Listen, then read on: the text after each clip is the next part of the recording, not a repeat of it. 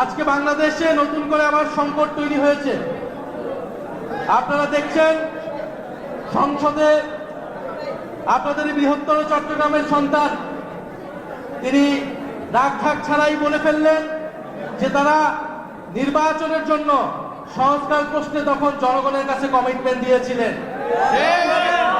এবং নির্বাচনের পরে তাদের আসল রূপ আসল চেহারা বের হয়েছে। তারা আসলে সংস্কারের প্রতি কখনোই কমিটেড ছিলেন না এবং আমরা এই কথাটি অনেক আগে থেকেই বলে এসেছি।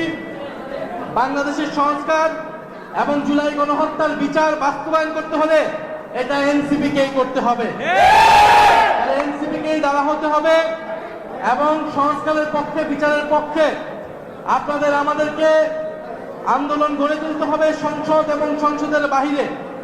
সেটার জন্য তরুণ প্রজন্ম এবং যারা জুলাই গণঅভ্যুত্থানে যে সকল পক্ষ অংশগ্রহণ করেছিল তাদের সবাইকে আবার ঐক্যবদ্ধ হতে হবে।